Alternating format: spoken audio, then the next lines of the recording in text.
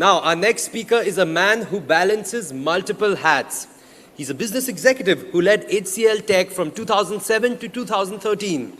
He's an author whose best-selling book, Employees First, Customers Second, Turning Conventional Management Upside Down, has received praise from many management authors. He's also a philanthropist in his role as the founder-chairman of Sampark Foundation. Ladies and gentlemen, please join me in welcoming Vineet Nair.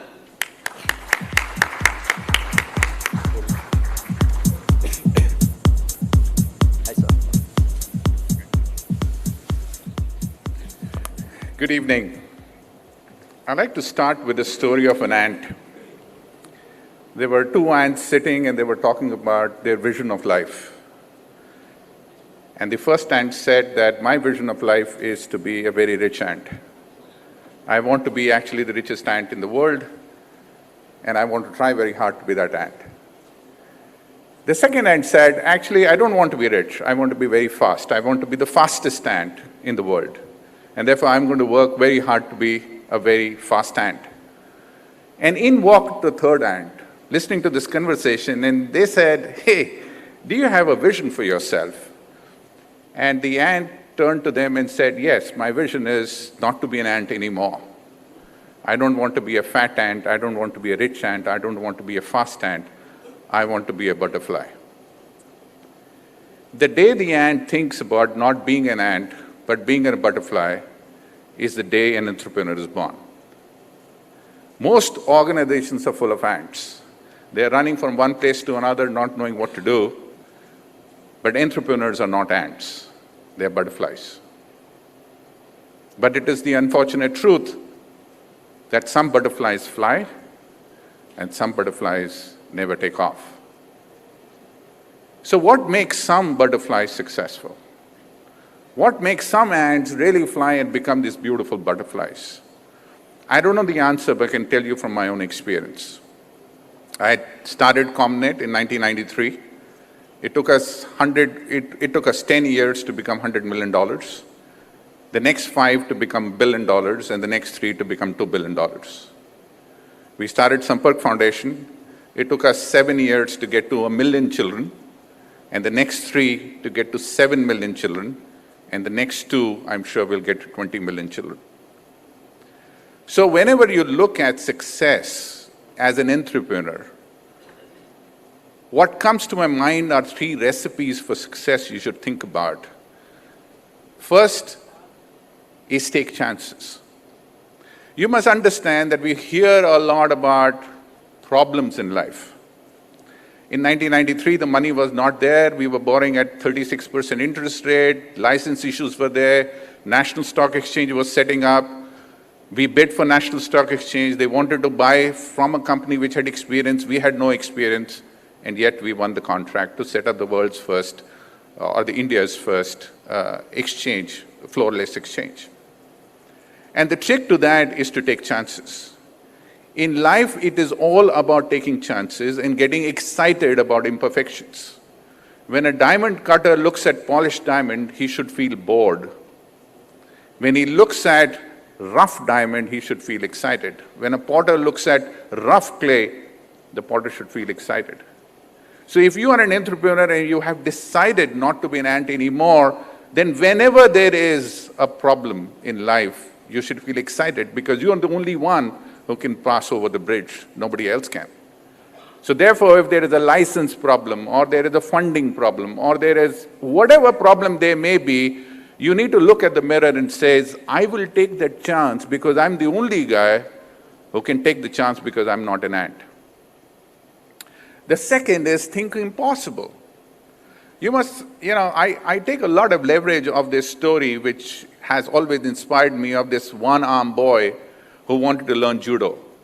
And he went from one coach to another coach to third coach and said, Coach, can you teach me judo? And everybody says, no, one-armed boys don't play judo. Till one coach said, yes, I will teach you judo. And not only I will teach you judo, I will make you participate in a competition and help you win the competition. 1 year of training later, this boy participated in a junior competition. He won the first round, the second round, the semi-finals, finals, and he had the trophy in his left hand sometime later. Everybody rushed to the coach and asked, what happened? We rejected this kid, you accepted the kid, and the kid won. How did that happen? And he said, you were looking at the wrong thing. You were seeing what he had or what he didn't have. I was looking at the opportunity of what I can do with what he had. He had only one arm, and there is an attacking move. The only counter to that move is to catch hold of the right arm of this boy and turn him around. And since he didn't have a right arm, there was no counter to that move. So every time he will attack, he will score.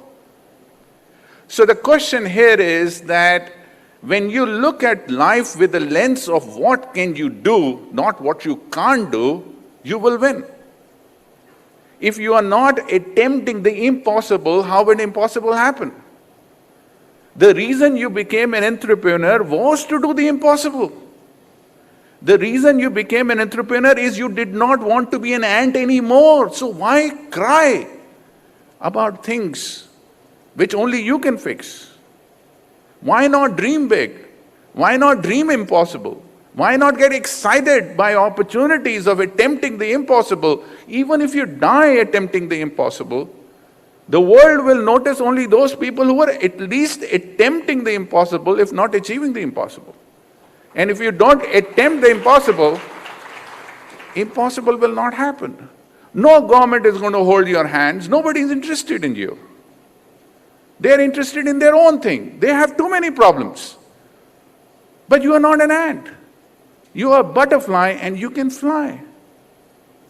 So take chances and believe in the magic of impossible.